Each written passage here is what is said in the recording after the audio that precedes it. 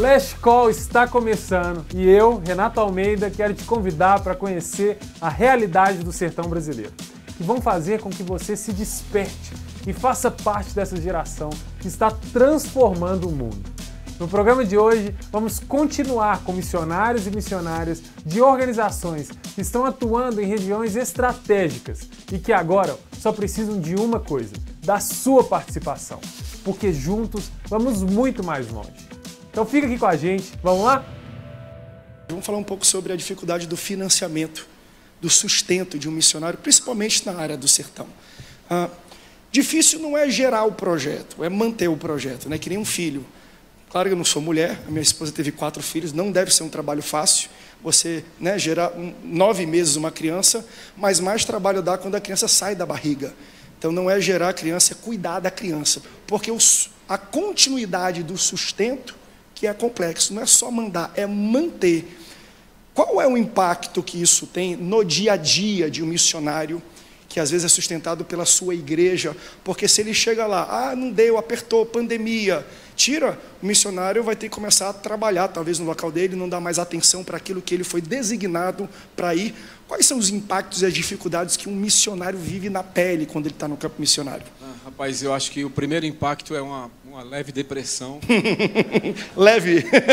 E vai se tornando cada vez maior até o ponto dele falar, eu vou voltar para casa ou eu vou procurar outra coisa para fazer. Essa é a verdade, sem fantasiar nada, né? Então, o impacto que eu tenho visto missionários no campo do sertão, no contexto semiárido, é que, além da dificuldade, quando eles não são do local, quando eles não são ali gente da terra, é gente que vem do sul, do sudeste, do centro-oeste, enfim, já passa por uma dificuldade por causa do ambiente, do calor, da dificuldade de ter acesso à saúde e tantas outras coisas. Mas quando há um distanciamento da igreja no que diz respeito ao sustento, eu acho que não é nem a questão do dinheiro, é a questão do abandono, que é o que mais fere o missionário que está nesse contexto do campo. Então eu penso em 2 situações. A primeira, Jesus disse em Marcos 6 que eles iam depender dele. Vocês não vão levar nada, vocês não vão levar 2 sandálias, nem dinheiro vocês vão levar, quando ele enviou os seus discípulos. Então a primeira coisa é uma dependência total do Senhor, e a segunda coisa é a responsabilidade, como Paulo teve quando tinha que fazer as tendas. Ele recebia a oferta da igreja, ensinava a igreja a cuidar disso, mas ele também tinha a responsabilidade de usar as suas mãos para preparar o seu pão, para preparar o seu sustento. Então essas 2 coisas andando juntos, eu acho que a resposta do missionário no campo é você confiar plenamente no Senhor, mas você usar a sua inteligência também para produzir riquezas onde você está, trabalhando com as suas mãos, com a sua inteligência. Enfim, Deus sempre te dá a oportunidade de gerir riquezas. Deus sempre te dá. Então, Ele é poderoso, e a Bíblia diz em Crônicas que Davi disse, tudo vem de ti. O que te daremos se tudo vem de ti? Então, o nosso Deus, Ele supre as necessidades desse missionário no campo. O que nós temos que fazer, de fato, é confiar plenamente no Senhor e ser responsável com a inteligência que Ele nos deu para gerir riquezas, para fazer acontecer. Gente, eu queria entrar aí nessa, um minutinho, porque eu sou a missionária raiz, né? Nós 2 somos... A gente conheceu assim, na raiz. Eu quero a sua opinião também, Breno, né? Sobre isso. Sei que você é apresentador, mas também, senta ali do lado da Roseli. O Breno pode sentar aqui agora, nesse comentário. Porque... eu, assim, não fui mandada por uma igreja. Na época, quem conhece a minha história, eu era até do mundo católico, então não tinha gente que estava mandando, dando dinheiro. Eu acho que a gente tem que tirar também essa ideia de eu vou se eu arrumo gente que me sustenta, eu volto se eu não tenho gente que me sustenta. Porque a gente não vê isso no Evangelho. Eu creio que você tem que ter uma visão. Se Deus mandou, ali entra essa visão um pouco romântica do missionário. Eu vejo na Europa, eu vou vir, não sei o que, aí não tem dinheiro, não sei o que, eu vou embora. Jesus mudou de ideia. Então, essa visão romântica da missão, eu preciso ter alguém. É ótimo, eu creio em empreendimentos, eu creio que Deus está levando a igreja a se automanter com empreendimentos, a entrar em todas as áreas, empresário, médico, tudo certo. Mas o que eu creio é que se nós não tivermos uma convicção desse mandado por Deus, aí qualquer momentinho você foge. Então, assim, eu já passei fome, já dormi na rua, já tomei Coca-Cola do outro que tinha tomado porque eu estava com vontade, não tinha dinheiro. Eu já fiz muita coisa assim, mas o que me deixou ali e não fez eu falar, eu errei tudo, vou embora? Uma convicção. Deus me chamou, Deus falou comigo. Então, caia o mundo, ou ele me tira daqui, ou eu morro aqui.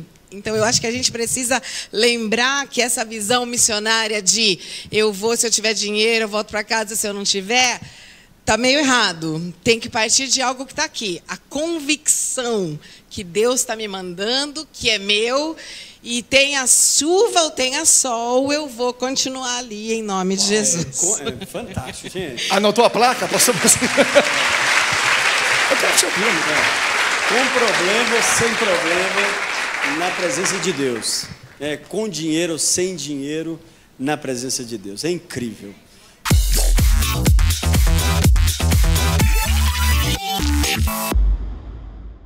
Olá, você que está seguindo o Last Call e está recebendo a direção de Deus para servi-lo de alguma maneira. Talvez você queira servir em um campo específico, aqui no Brasil ou no exterior. Talvez você queira ser um doador financeiro ou esteja procurando uma escola missionária para aprender mais e dali iniciar a sua jornada. Nós queremos te conhecer melhor e ser ponte para a sua vida. Acesse o nosso QR Code abaixo e vamos indicar as melhores opções, parcerias com igrejas e ministérios para que você cumpra o seu chamado de acordo com a sua realidade. Que Deus te abençoe.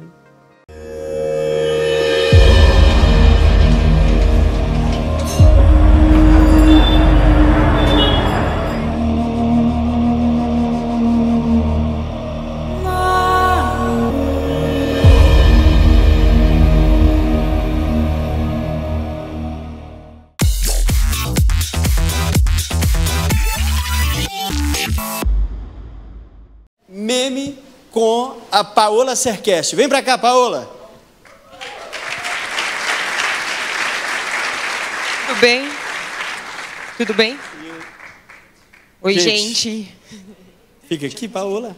Gente, Paola, nós começamos um quadro aqui, que é o nosso quadro para discutir também o ambiente das redes sociais.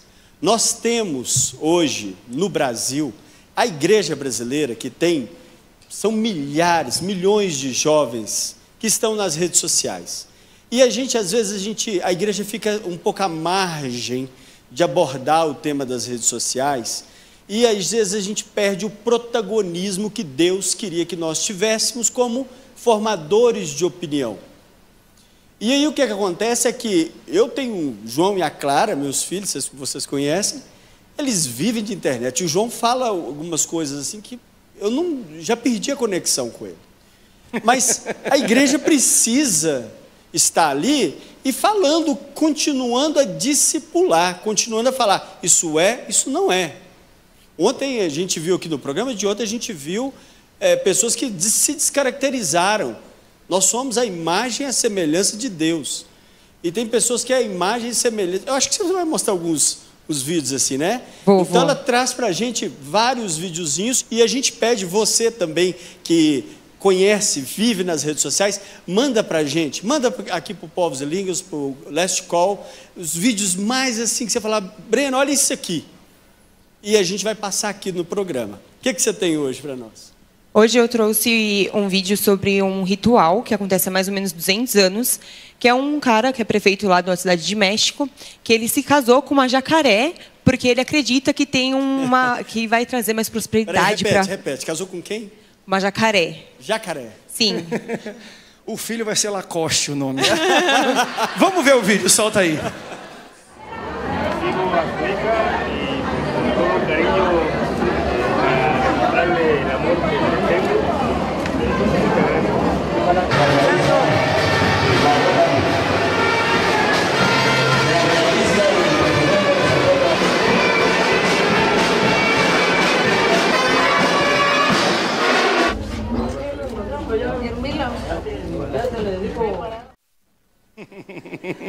Cara, não deixa de aplaudir.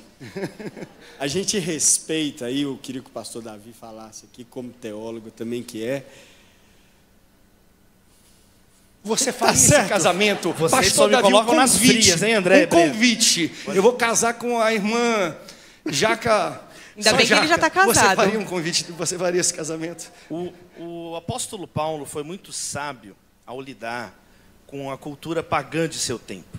Ele teve, né, uma sabedoria para lidar nessas situações. Um exemplo emblemático é o discurso do apóstolo Paulo em Atos 17, em Atenas. Então, em Atenas, o apóstolo Paulo ele participa de 4 ambientes. O ponto de partida da pregação foi a indignação de Paulo de ver tanta idolatria em Atenas. Então ele começa o primeiro ambiente na sinagoga, falando sobre esse assunto. Na sinagoga, ele fala com os cristãos de fala grega e os de fala hebraica. Depois ele fala na praça, segundo ambiente, o mesmo assunto. Ele sai da sinagoga e fala na praça. Quem está na praça? Todo mundo, não só a comunidade de fé. Terceiro lugar, levam ele para falar com os filósofos. E aí, ele fala com os filósofos epicureus e estoicos. Tudo isso culmina com o último discurso no Areópago, que é uma instância política em Atenas. Agora, Paulo não está falando na sinagoga. Ele não está falando no mercado e nem uma linguagem erudita. Agora, ele está falando com todo mundo. E ali a gente tem, inclusive, o conteúdo do discurso dele. E Paulo estava sendo acusado, naquele ponto, de impor crenças estrangeiras em Atenas. Ele está anunciando deuses estrangeiros. E aí Deus deu esse discernimento.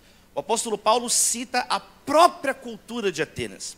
Ele fala, olha ali aquele Deus desconhecido. Esse que vocês não conhecem, olha só, é justamente o que eu conheço. Então eu vou falar daquele ali, ó. Eu vou falar. Os apologetas, né, os teólogos chamam isso de encontrar um ponto de contato que estabeleça uma linha mínima de razoabilidade entre as pessoas.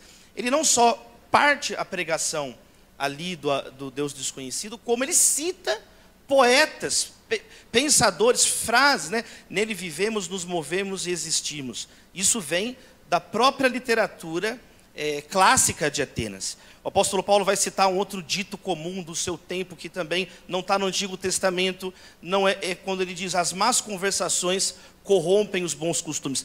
Talvez foi algum tweet que ele gostou na época, ele pegou, opa, eu vou colocar isso aqui, né? Ele cita em Tito, capítulo 1 também, né? Ó cretenses sempre mentirosos, o famoso paradoxo de Epimênides, né? É um texto estudado até hoje em lógica, né? Nas faculdades.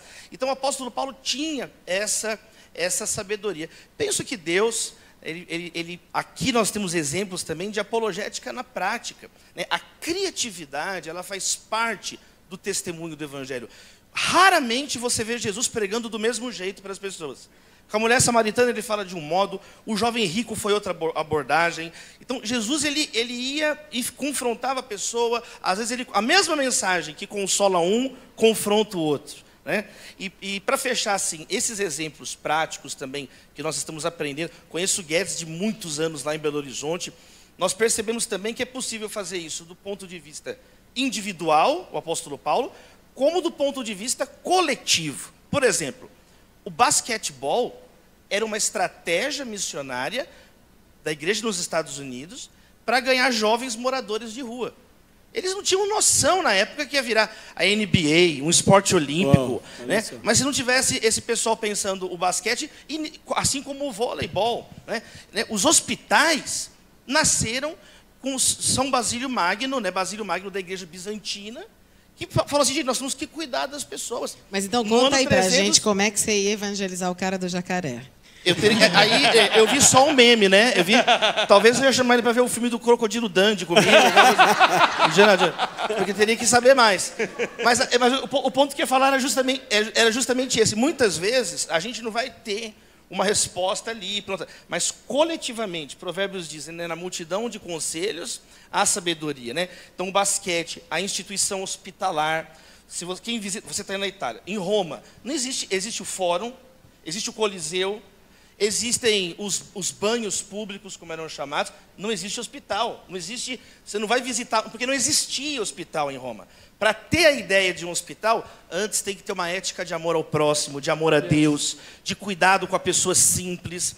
Então, eu entendo, quando a gente vê a história das missões, fechando, nós aprendemos também que Deus, muitas vezes nós não temos a resposta pronta, mas começa reformando aquilo que às vezes é simples, né? O rei Josias começou reformando o telhado, a parte física do templo. E aí encontrou o livro da lei, foi encontrado, e o que era uma reforma aparentemente simples, falou, eu não sei o que tem que fazer, mas que tem que varrer aqui, tem. Isso tem que varrer. É interessante. O livro da lei foi encontrado e começou uma reforma espiritual. Então, muitas vezes, a geração que está lidando com o desafio nem tem consciência de como Deus está usando a vida delas. Essa é a santa ignorância que nós devemos ter. Não, e se eu entendo isso, se eu entendi muito bem o que ele falou, é que, para nós, quando a gente vê isso, a tendência é a gente pensar, talvez, de dentro de uma bolha gospel. Mas isso, talvez, numa cultura hindu, a gente sabe, é extremamente comum. E nós vivemos num estado laico, onde todo mundo tem direito a ter a sua fé, né? Professar a sua fé.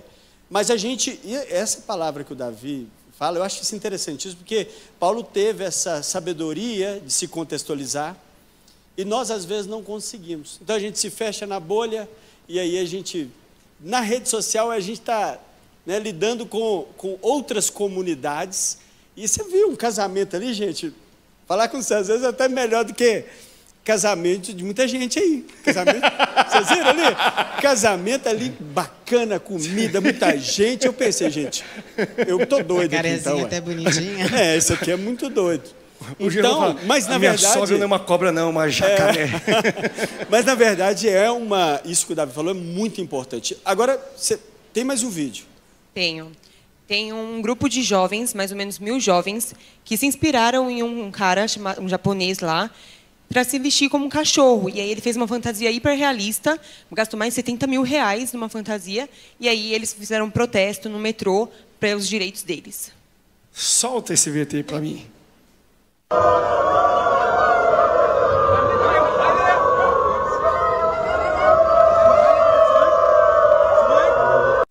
Uau. Gente. Não. Me mira, mas me erra. Europeia, né, olha aqui, gente? Rosalie, comenta pra gente rapidinho isso aqui, porque isso aqui tinha que ter um tempo só para isso. Tinha que ter um last call. Um last 3 call edições. Você sabe por quê? Porque isso prepara a gente de forma estratégica e missionária para ser efetivo na sociedade. Mas a gente tem aí a democracia e temos também a questão do Estado que fala, né, que você tem direito de ser o que você quiser, e a gente respeita isso. Mas, Rosalie, dentro da igreja, nós temos uma palavra, nós somos a imagem e semelhança de Deus. Eu creio que a igreja tem uma falta, e a igreja fica muito quietinha. A igreja está entrando nesse humanismo. Bom, é direito de todo mundo ser cachorro, seja cachorro. Então, a gente vê o povo gritando um monte de loucura e a igreja fica quieta, com medo. Se eu falar na rede social, eu vou perder seguidor. A gente tem que abrir a boca, gente. Eu sei que você tem medo de tomar paulada, mas o cristianismo é paulada. Você acha que eles iam jogar tomate, ia colocar o povo na prisão se eles ficassem bonitinhos, falando, o pessoal de Roma tem razão, aí fiquem adorando os imperadores, tudo bem. Gente, eles falavam, não vou adorar, me mata, quer me matar, me mata. Você tem que ir. Eu sou uma das vozes lá na Itália contra tudo isso. E eu estou sempre nas praças, falando com esses jovens que estão latindo, porque tem um monte, né? Tem late, tem quem se sente coelho. Agora a igreja não fala nada. Daqui a pouco vai ter igreja só para coelho. Quer dizer, em vez de a gente ser aquela voz que grita a verdade, a gente está se adaptando. Daí vai ter aqui a igreja do coelho, a igreja do jacaré, a igreja do cachorro, o pastor que vai pregar latindo. Para ele ter seguidores, a gente tem que ser contra. O cristianismo é resistência. Abra a boca, grite, prega na igreja, prega fora, prega na rede social. Mas vão me matar. Tudo bem, morre! Você vai virar um culto de envio. acabar aqui. Eu tô olhando pra Rosalind, assim, eu tô vendo ela lá e o pessoal fazendo ela, atenção, né? Pipoca aí. Gente, eu queria demais. Que alegria. Outros vídeos, você volta? Volto. Olha, gente, vamos... Despedida, Paola. Muito obrigada, gente. Tchau, tchau. Me dá medo quando a Paola vem aqui. Sim. Eu tô com medo já do que ela vem apresentar da próxima vez. Gente, só para vocês entenderem, a gente não sabe quais são os memes. Então, assim, a ideia Que bom que o pastor Davi Lago tá aqui para poder explicar pra gente. Não, porque o Davi tá pensando assim, pô, vocês me jogam na furada, mas nós também entramos. Eu vou passar aqui, gente, para conversar com a Celinha. Tudo bem? Yeah.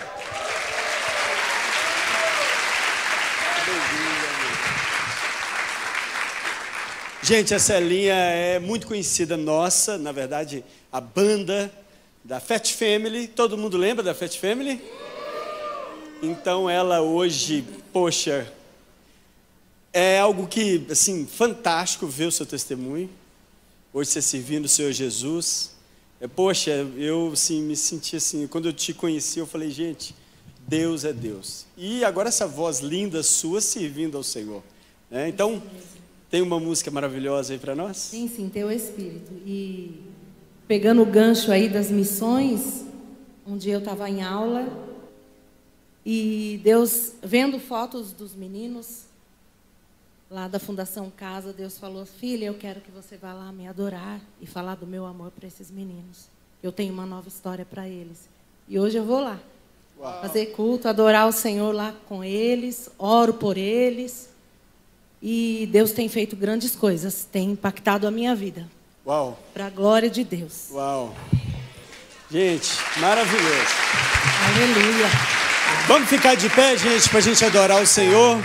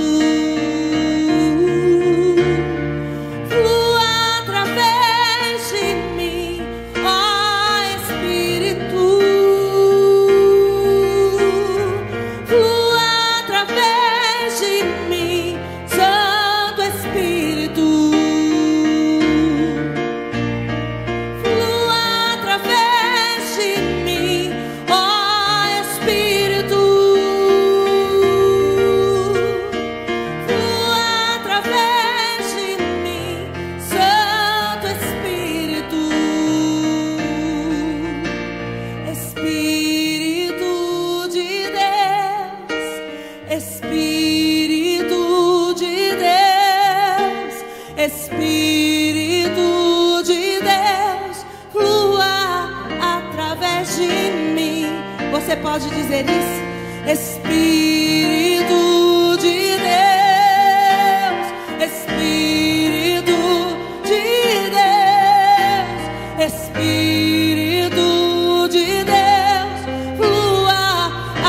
através de mim. Espírito de Deus, Espírito de Deus, Espírito de Deus, flua através de mim. Espírito de Deus,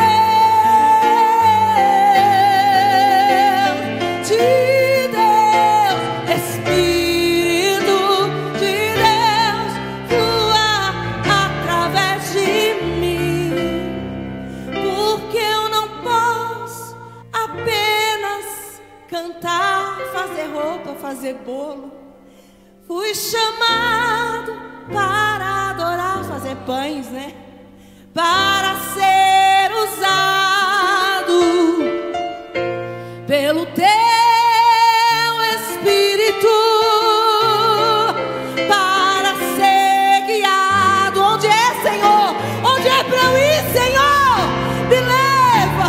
Me leva e diga: Espírito de Deus, Espírito de Deus, eis-nos aqui, Senhor, envia-nos.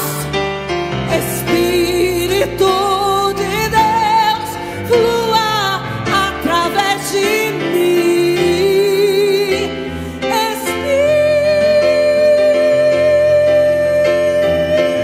Espírito de Deus, que me guia a toda a verdade, que me guia a toda a verdade, flua. Espírito de Deus, Espírito de Deus, Espírito de Deus, flua através de mim, através de nós, através da tua igreja. Aleluia. Sem santidade ninguém verá o Senhor. Aleluia. A ti a glória, a ti a honra, Jesus, a ti o louvor.